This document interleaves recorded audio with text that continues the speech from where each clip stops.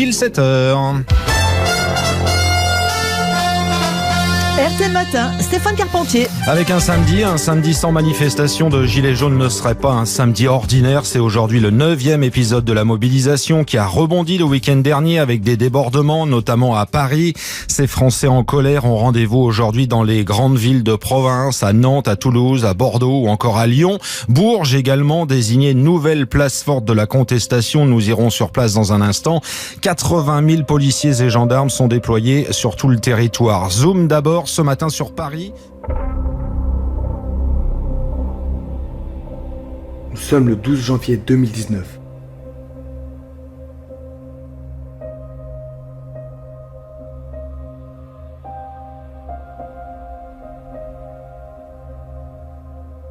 À 8h30, la caserne de Château d'Eau venait de finir la vérification du matériel et s'apprêtait à aller faire sa séance de sport quand le PS fut sonné pour fuite de gaz rue Trévis à Paris.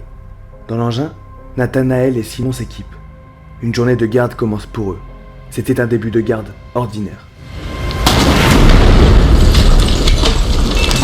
On descend, on part, scène de guerre. Oh putain! Scène de guerre. Oh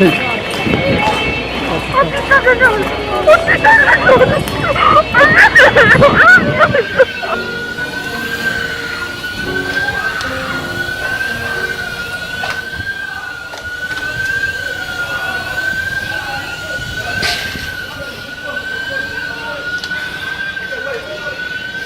Ok, siamo in rue di Trevis, è appena esploso qualcosa qua davanti a Parigi e questa è la mia stanza d'albergo.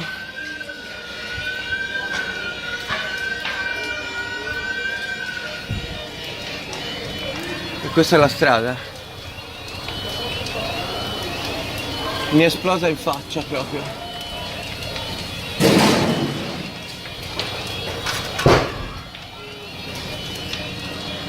Devo allontanarmi per forza.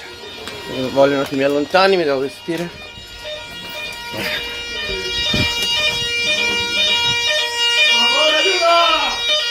C'è gente che urla.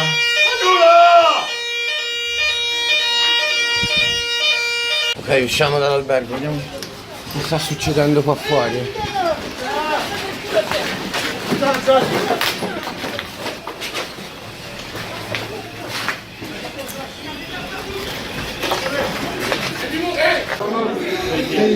La situazione è abbastanza grave.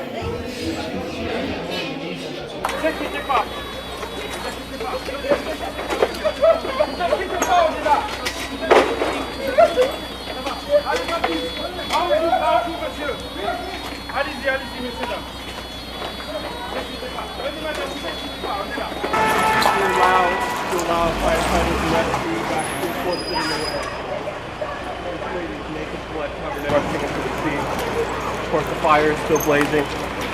Confirmed, people have died.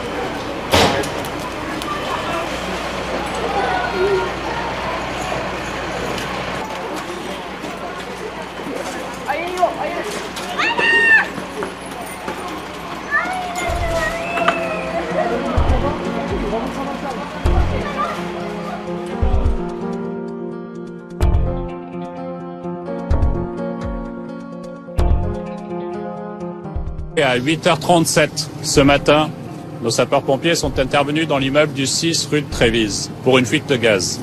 Au moment de leur intervention, une dramatique explosion a eu lieu. À l'heure qu'il est, 2 sapeurs-pompiers sont morts. 2 civils sont morts. Il y a 10 personnes en urgence absolue, dont un sapeur-pompier, dont le pronostic vital, ainsi que pour les autres civils, n'est pas engagé. Et il y a 37 personnes en urgence relative. Je voudrais saluer le courage des sapeurs-pompiers qui ont permis de sauver la vie. De sauver la vie de leur camarade qui est resté enseveli sous les gravats pendant 2h30. Ils ont pris des risques très importants sous l'autorité de leur chef et ils ont ainsi pu sauver cette vie.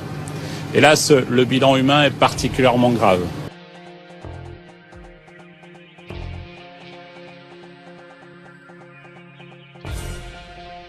Cette explosion du 12 janvier 2019 tua 4 personnes. Nathanaël et Simon, les deux sapeurs-pompiers, avaient respectivement 27 ans et 28 ans. Nathanaël avait un enfant. À en lire les nombreux témoignages, Simon et Nathanaël avaient l'air d'être des personnes au grand cœur. Cette vidéo vous est dédiée. Je souhaite également dédier cette vidéo à tous les moyens associatifs, la protection civile, la Croix-Rouge, au SAMU, à Gaz de France, aux policiers, à tous les intervenants de cette intervention et également à tous les riverains, à tous les habitants de ce quartier qui ont porté secours à leur manière. Maxime, le sapeur-pompier de Paris qui a été blessé lors de cette intervention, a publié sur ses réseaux sociaux qu'il remerciait ses collègues qui l'ont sauvé. Et c'est à mon tour, au nom de ma communauté, de te dire merci Maxime. Merci à toi et à tous tes collègues pour ce que vous avez fait ce jour-là. Vous avez sauvé de nombreuses vies et vous pouvez être fiers de vous.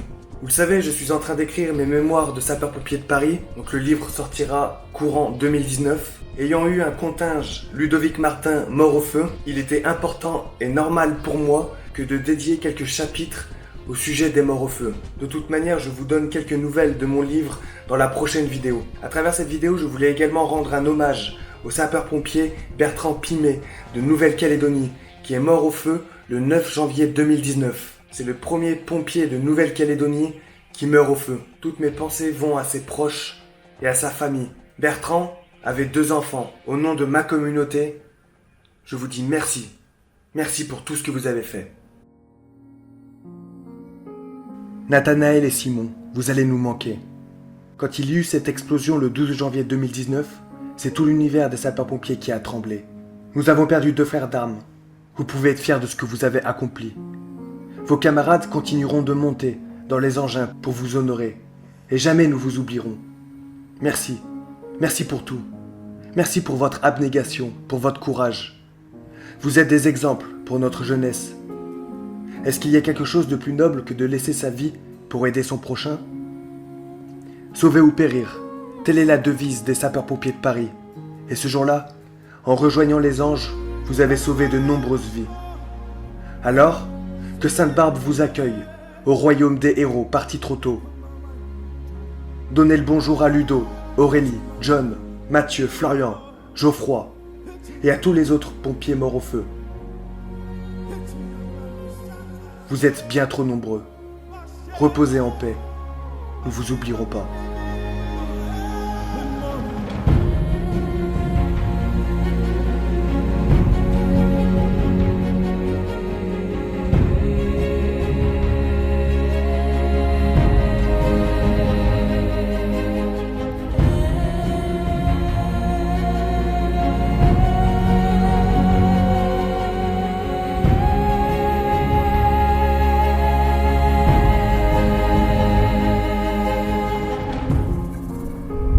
On décale.